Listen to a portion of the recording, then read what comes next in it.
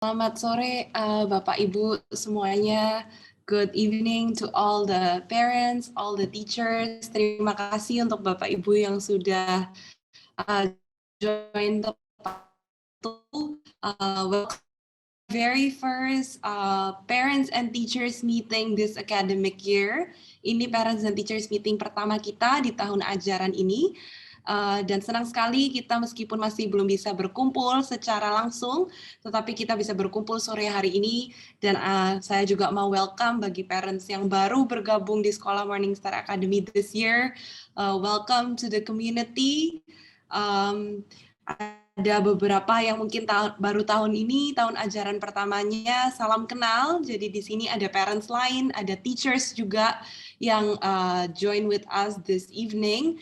Dan kita berharap pandemi ini cepat berlalu supaya kita bisa kembali bertemu dan berkenalan secara langsung, secara live. Namun karena keadaannya masih seperti ini, tetap kita senang kita bisa bergabung, berkenalan meskipun masih lewat online, dan kita percaya melalui PTM ini kita bisa saling membangun satu sama lain, kita bisa saling sharing dan membangun. Jadi sebelumnya I would like to welcome Ms. Ratna Kusno untuk bisa membuka PTM kita yang pertama ini dalam doa. Silakan Ms. Ratna. Ya, thank you Helen. Saya juga sore semua Bapak Ibu. Terima kasih untuk waktunya. Kita boleh sama-sama ketemu kembali meskipun hanya melalui layar-layar kecil. Tapi paling tidak kita bisa sama-sama untuk melakukan pertemuan ini dan kita bisa sama-sama belajar. Sebelum kita mulai, saya mau mengajak untuk setiap kita, mari kita awali dengan doa, ya. Kita berdoa sama-sama. Tuhan, kami mengucap syukur untuk sore hari ini. Terima kasih untuk anugerah dan apa yang Kau sudah lakukan di tengah-tengah kami dan apa yang Kau sedang lakukan di tengah-tengah kami. Kami mengucap syukur Tuhan untuk penyertaan-Mu kalau kami boleh sampai hari ini tetap bisa melakukan Zoom meeting ataupun online class untuk setiap anak-anak kami. Kami tahu Tuhan ini bukan sesuatu yang mudah, tapi dengan anugerah-Mu Tuhan kami melihat bahwa Engkau memberikan kepada kami anugerah untuk kami boleh melewatinya. Tuhan, kami juga berdoa untuk kalau sore hari ini kami masih boleh berkumpul bersama-sama. Kami mengucap syukur Tuhan untuk penyertaan-Mu, untuk kesehatan yang Kau berikan buat setiap kami. Tuhan, kami mau serahkan waktu kami sore hari ini ke dalam tangan-Mu. Kami serahkan setiap acara yang akan kami lewati bersama, biar Engkau juga ikut berbicara dalam setiap hati kami, supaya kami boleh melihat seperti apa yang Engkau lihat Tuhan. Terima kasih Tuhan Yesus, kami serahkan waktu kami tangan-Mu, berkati setiap kami yang sudah hadir dan di tempat ini melalui Zoom ini Tuhan. Terima kasih Bapa, di dalam nama Tuhan Yesus kami mengucap syukur dan berdoa. Amin. Amin. Thank you. Oke, thank you Ms. Hari ini kita akan membahas topik kita untuk yang hari ini, PTM kita hari ini oleh Pastor Benny adalah generational blessings ya. Namun sebelum itu, karena ini juga PTM pertama untuk para parents yang juga mungkin baru dan juga para parents yang sudah bersama-sama dengan kita, karena yang seperti kita ketahui adanya pergantian staff admin yang handle admin, saya mau memperkenalkan dulu yang menjadi admin kita sekarang. Meskipun parents mungkin berhubungan lewat telepon, lewat WA, supaya parents juga bisa kenal, mungkin bisa pin Miss Ari ya. Miss Ari adalah admin yang sekarang handle kalau ada telepon atau ada pertanyaan, tapi selama masa transisi ini akan terus dibantu dengan Miss Angel juga, dan ada Miss Dewi untuk yang elementary ya, dan di K tetap dibantu dengan Miss Mita gitu. Jadi mungkin bagi parents yang bingung ya, oh kok ganti orangnya sekarang ini, yang Miss Ari ini yang membantu sebagai admin, tetapi tetap dibantu oleh Miss Angel dan Miss Dewi untuk di elementary dan juga high school, dan untuk K dibantu oleh Miss Nita gitu. Jadi kalau ada pertanyaan, ada concern seperti biasa, tetap bisa menghubungi admin di nomor admin yang seperti biasanya. Hanya ada pergantian personel, tetapi setiap pertanyaan, setiap masukan atau ada bisa menghubungi ke kontak admin gitu. Jadi ada admin-admin ini yang akan tetap membantu seperti itu. Jadi sedikit perkenalan aja karena mungkin beberapa dari parents kan belum pernah ketemu ya dengan Miss Ari, tapi kalau nanti kondisi sudah membaik dan ke sekolah akan bertemu dengan Miss Ari untuk yang handle sebagai admin. Jadi itu aja perkenalan singkat mengenai admin. Hari ini kita akan segera memulai PTM kita yang pertama ini. Nanti di akhir akan ada sesi tanya jawab bagi parents yang mau bertanya, entah mengenai yang terkait dengan sharing yang dari Pastor Benny hari ini mengenai generational blessing, atau juga mengenai sekolah gitu. Kalau ada yang mau ditanyakan, karena semua guru-guru dan staff berada di meeting ini juga, jadi nanti bisa ditanyakan pertanyaan, boleh di chat lewat Zoom ke everyone kalau memang mau ditanyakan langsung, atau boleh di chat ke saya atau ke MSA admin. Nanti pertanyaan itu akan kita kumpulkan untuk bisa dijawab di akhir gitu, di waktu sesi tanya jawab. Jadi mungkin seperti itu. Jadi ada yang mau ditanyakan nanti silakan. Untuk sekarang saya berikan tempat dan waktu untuk Pastor Benny. Silakan Pastor Benny.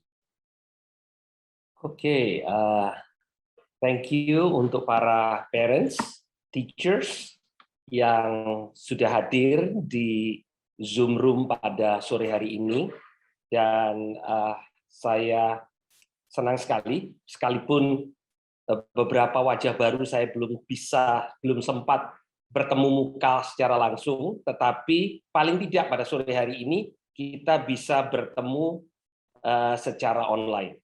Dan hari ini saya ingin membagikan satu topik yang saya ingin kaitkan dengan keadaan kita pada hari ini. Hari-hari ini, sambil screen boleh di-share, admin. Hari-hari ini kita mengalami masa yang sulit di satu sisi.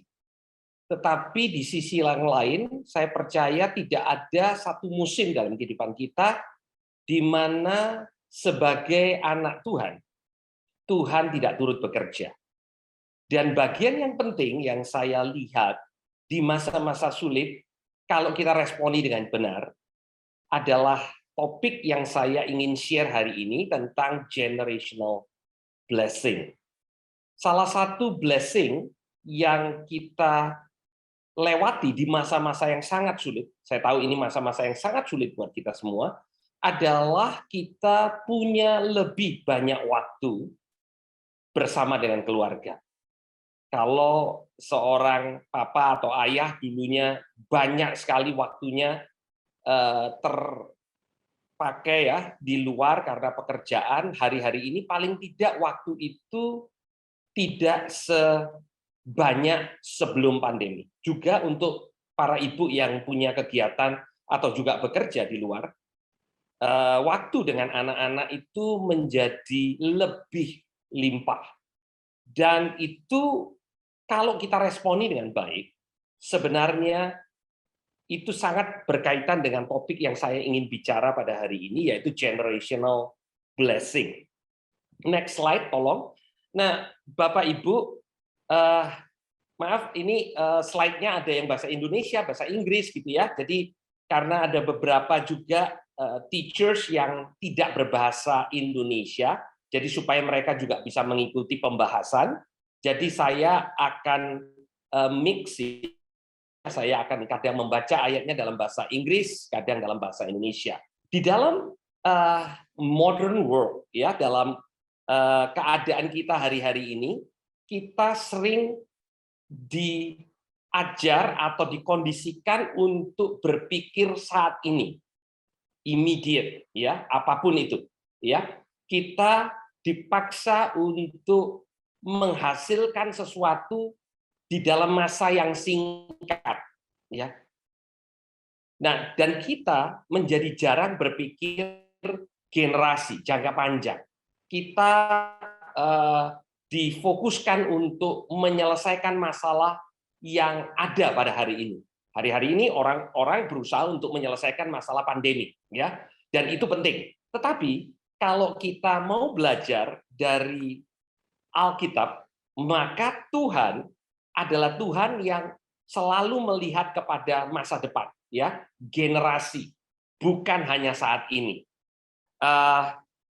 Tolong slide berikutnya. Saya ingin memberikan gambaran kepada Bapak Ibu tentang cara pikir, ya. Kalau dulu orang terbiasa berpikir jangka panjang. Apa maksudnya? Ya, salah satu saya berikan contoh pembangunan katedral, ya. Rata-rata. Ini saya hanya mengambil contoh di layar atau screen Bapak Ibu adalah Notre Dame Katedral yang ada di Prancis, ya. Ini salah satu yang terkenal karena arsitekturnya yang luar biasa dan juga detail yang ada di dalam bangunan ini luar biasa. Tetapi sesungguhnya katedral yang dibangun pada masa-masa itu, masa zaman pertengahan, ya, tahun 1000-an begitu, rata-rata tidak ada katedral yang selesai dibangun di mana pencetus idenya atau arsiteknya masih hidup sampai pada waktu dia selesai dibangun, katedral itu selesai dibangun. Salah satu contoh Notre Dame Cathedral itu dibangun mulai dari awal sampai full completion itu sekitar 200 tahun. Memang ada bagian-bagian tertentu yang sudah bisa dipakai setelah 80 tahun, 100 tahun, ya, dan kemudian completion-nya 200 tahun. Bagi pemikiran modern kita, kalau kita seorang arsitek, seorang perancang bangunan, atau kita adalah seorang insinyur teknik sipil yang mengawali pembangunan mulai dari fondasi sebuah bangunan, tentu kita ini menginginkan kita bisa melihat bangunan itu secara fisik jadi pada waktu kita masih hidup. Ya, tetapi para arsitek yang merancang katedral itu hampir bisa dipastikan tidak pernah bisa melihat the completion atau rampungnya katedral yang dia rancang. Apalagi menikmati duduk berada di tengah bangunan yang dia rancang. Dan ini adalah cara pikir generasi. Artinya, memberikan yang terbaik untuk saat ini, sekalipun dampaknya tidak dinikmati pada generasi yang saat ini. Ya, itu yang saya maksud berpikir generasi. Dan ini yang kita perlu diingatkan bahwa sesungguhnya ini bukan cara pikir manusia zaman lalu, ya, tetapi ini sebetulnya cara pikir Alkitab. Pada waktu cara pikir kita melihat kepada generasi yang akan datang, maka tindakan kita juga akan memikirkan atau tindakan kita akan mencerminkan tentang generasi yang akan datang.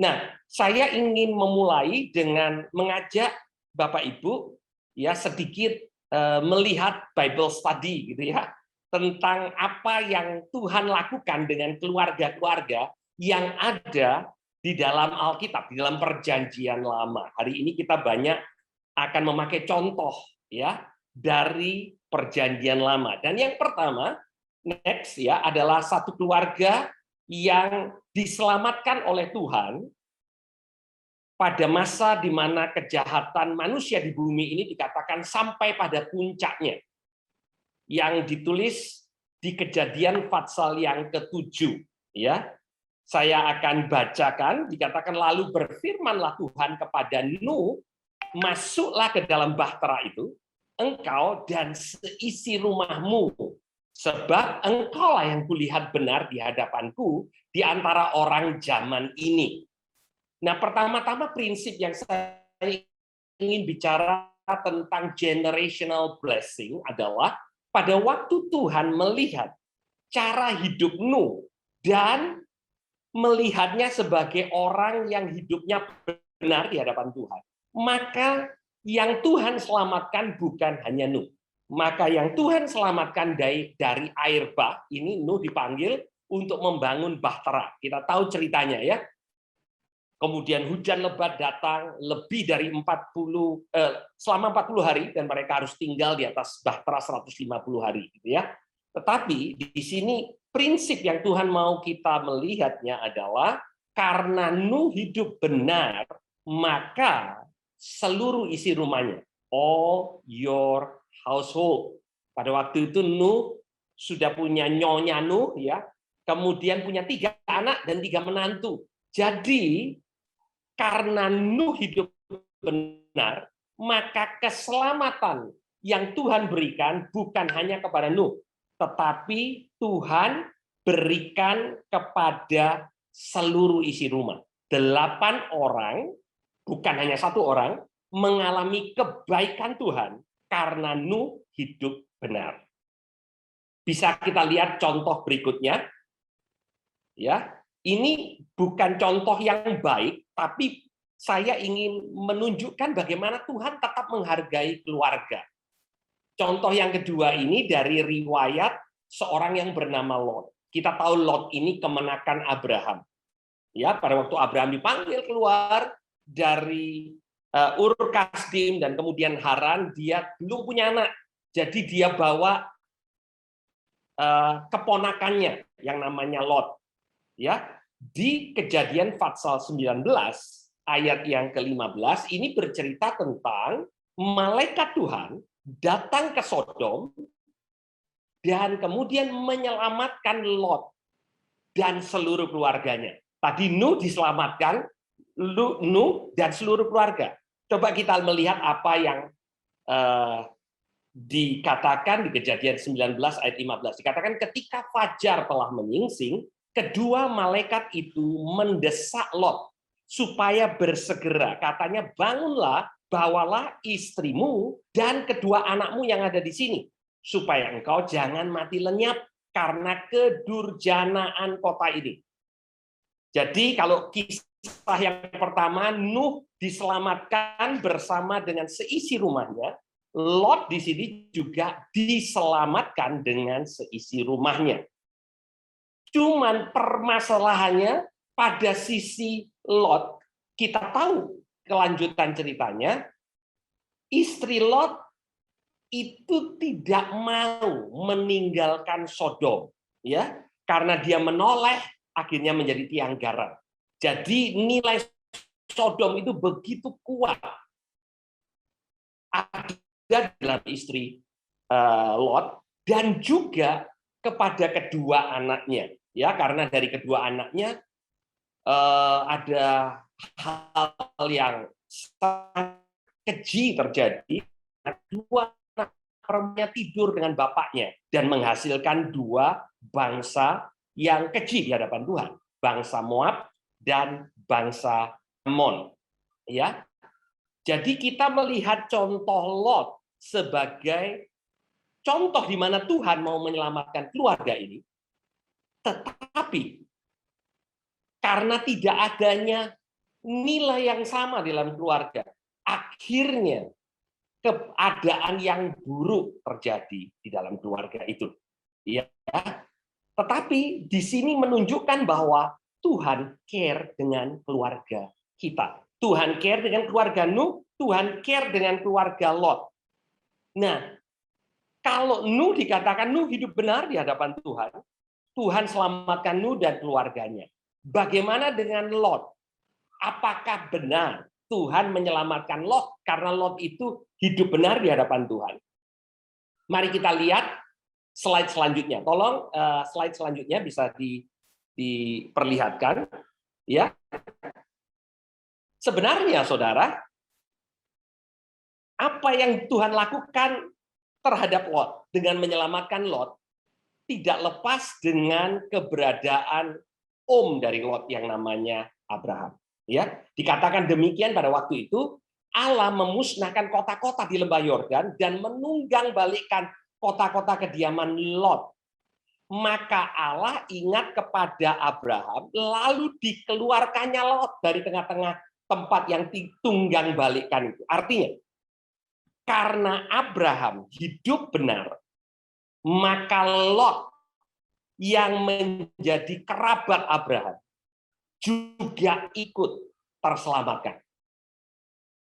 Saudara bisa melihat generational blessing. Lot menerima kemurahan Tuhan bukan karena dia baik, tetapi karena Abraham melakukan apa yang benar di hadapan Tuhan. Dan Tuhan memperhitungkan itu. Ya, jadi kita melihat prinsip generational blessing berkali-kali terjadi di dalam Alkitab. Mari kita selanjutnya melihat kehidupan Abraham. Next, kita lihat kehidupan Abraham ya. Bagaimana dengan Ismail? Ini Allah lahir buat Abraham yang dikarenakan Abraham kompromi. Abraham tidak sabar untuk menunggu janji Tuhan. Ini boleh dikatakan keputusan salahnya Abraham, ya. Tetapi sekalipun itu keputusan salahnya Abraham, dikatakan Tuhan mengatakan begini tentang Ismail, aku telah Anda akan kubuat beranak cucu dan sangat banyak.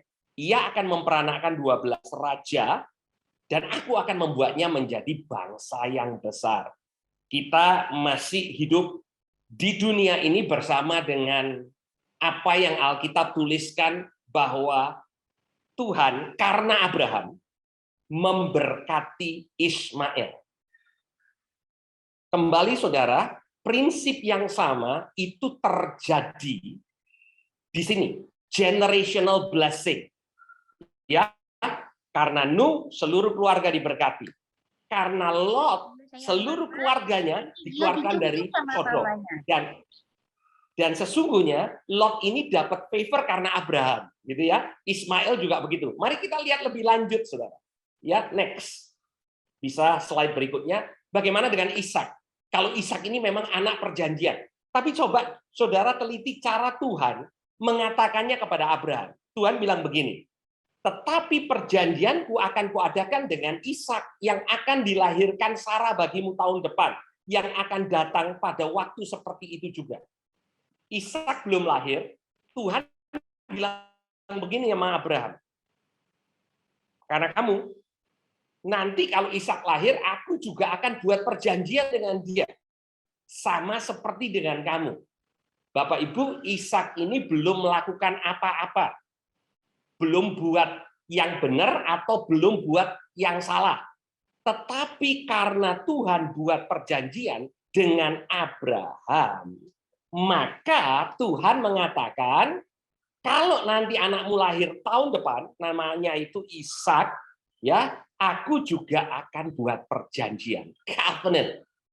Nah, ini adalah satu prinsip yang luar biasa, yang kadang kita tidak sadar bahwa sebagai orang benar, Tuhan itu memberkati keluarga kita lewat kita. Ya. Jadi iman Bapak Ibu di dalam Tuhan itu tidak sia-sia, Bapak Ibu. Ya.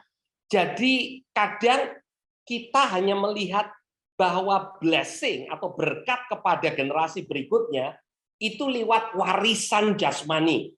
Saya mewariskan tanah kepada anak-anak saya mewariskan sejumlah uang, saya mewariskan A, B, C, hal-hal yang sifatnya fisik.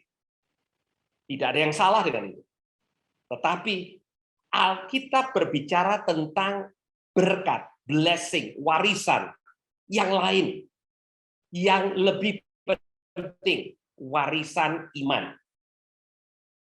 Bapak Ibu, warisan iman bukan berarti kalau kita ini orang percaya, maka otomatis anak kita jadi orang percaya. Bukan.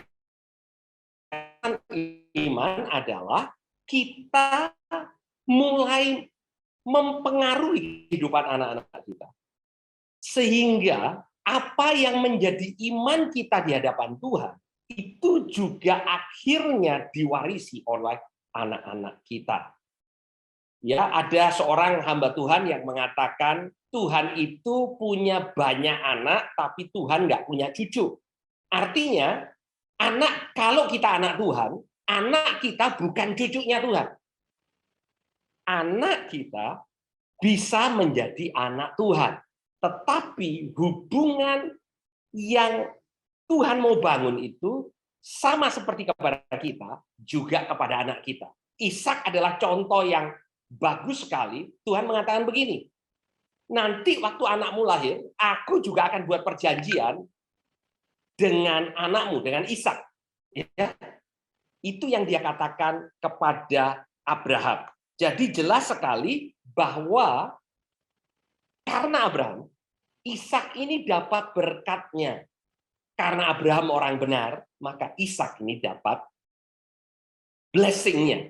Next.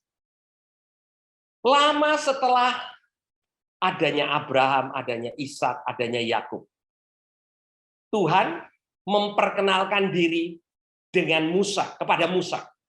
Pada waktu Musa berada di Midian. Tuhan katakan kepada Musa, beginilah kau katakan kepada orang Israel. Waktu itu sudah jadi bangsa, saudara. Tuhan, Allah nenek moyangmu, Allah Abraham, Allah Ishak, dan Allah Yakub telah mengutus aku kepadamu. Itulah namamu untuk selama-lamanya. Dan itulah sebutanku turun-menurun. Jadi Tuhan mau bangsa Israel itu menyebut dia sebagai Allah Abraham, Allah Ishak, dan Allah Yakub. Artinya Tuhan mau mengingatkan kepada bangsa Israel bahwa Tuhan adalah Allah generasi. Karena Tuhan memberkati Abraham, maka Tuhan buat perjanjian dengan Ishak. Dan akhirnya Ishak punya hubungan yang personal dengan Tuhan. Karena itu Tuhan akan buat perjanjian dengan Yakub. Dan akhirnya Yakub juga mengalami pertemuan dengan Tuhan sekalipun. Saudara melihat, Yakub ini tukang tipu, bapaknya ditipu, berusaha untuk tipu saudaranya, ya, hidupnya penuh dengan tipu-tipu. Ya. Sepertinya waduh, dari Abraham, Ishak, wayang Yakub ini susah ini, ya. Tapi Tuhan memproses Yakub. Akhirnya Yakub berserah di hadapan Tuhan. Dan Yakub punya perjanjian dengan Tuhan.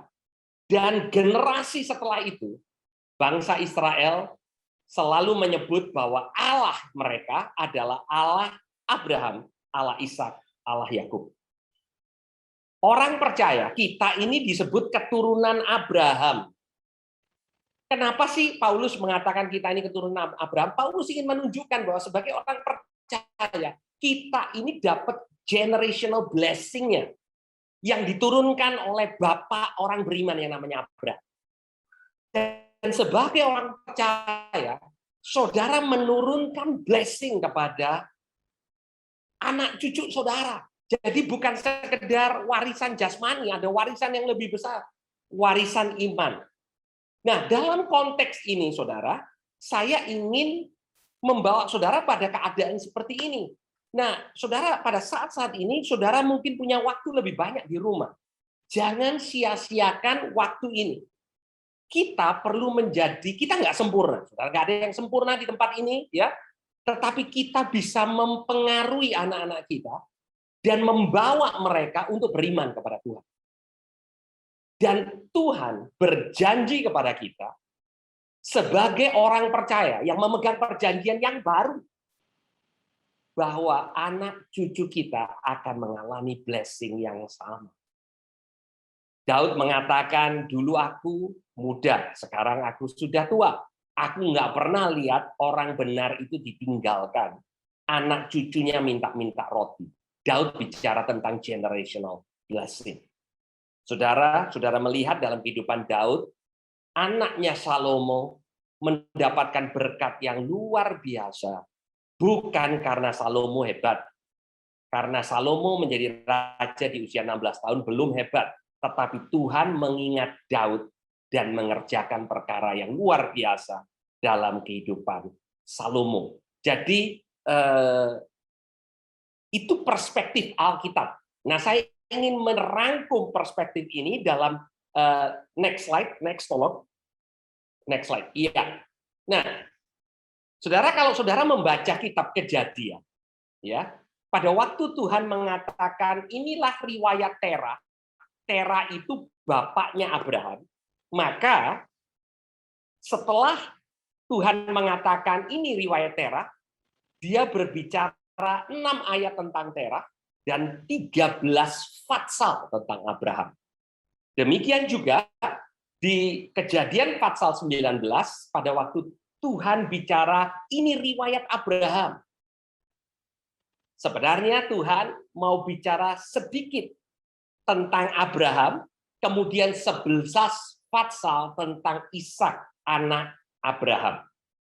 Pada waktu Tuhan berbicara tentang Yakub di Kejadian pasal 37, maka Tuhan bicara 1 ayat tentang Yakub dan 14 pasal tentang Yusuf dan saudara-saudaranya yang lain, anak-anaknya Yakub. Ini perspektif Tuhan tentang generasi. Jadi, kalau hari ini Tuhan mengatakan ini adalah riwayat Pak Budi, ya, saya nggak tahu apakah di antara Bapak Ibu ini ada yang namanya persis Pak Budi. Tapi kalau Tuhan mengatakan ini riwayat Pak Budi, maka Tuhan akan bicara sedikit tentang Pak Budi, tapi akan bicara banyak tentang generasi setelah Pak Budi. Jadi riwayat Beni Kusno, Tuhan akan bicara sedikit tentang apa yang saya lakukan, dan bicara banyak tentang apa yang terjadi setelah saya. Bapak Ibu, itu perspektif Alkitab tentang kehidupan kita. Selalu dikaitkan dengan generasi yang akan datang.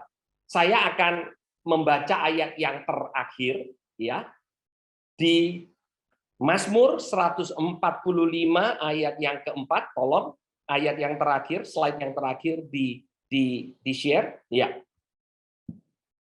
Saya akan bacakan dalam bahasa Inggrisnya. Dikatakan, one generation shall commend your works to another and shall declare your mighty acts. Satu generasi akan menyatakan pekerjaanmu kepada generasi yang selanjutnya dan menyatakan perbuatanmu yang dahsyat.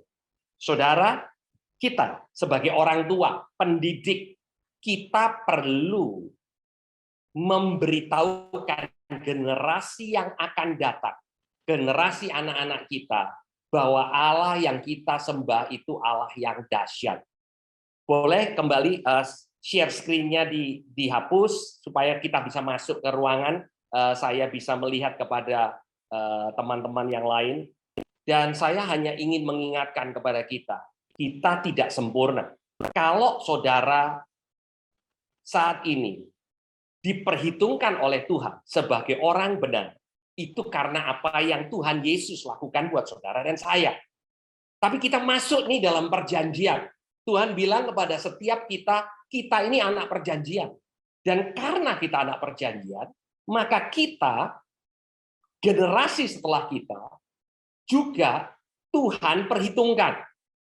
Ya, bukan hanya kita, tapi generasi setelah kita Tuhan perhitungkan. Apa bagian kita? Bagian kita adalah memperkenalkan anak-anak kita, generasi sesudah kita, kepada pemberi atau pembuat perjanjian itu, yaitu Tuhan sendiri. Itu bagian kita, saudara. Ya, sehingga nantinya anak-anak kita akan punya perjanjian yang sama dengan Tuhan. melalui apa yang kita deposit di dalam kehidupan anak-anak kita. Kalau Bapak Ibu punya orang tua yang sudah dalam Tuhan, kalau Bapak Ibu dengan teliti memperhatikan kehidupan Bapak Ibu, ada berkat yang turun dalam kehidupan Bapak Ibu, ya, yang sebenarnya bukan karena Bapak Ibu yang upayakan, tetapi diupayakan oleh generasi yang sebelumnya. Kemurahan yang Bapak Ibu terima, kebaikan yang Bapak Ibu terima, itu karena generasi yang sebelumnya melakukan hal yang benar, dan itu turun. Bapak Ibu warisi. Pertanyaan kita adalah gini,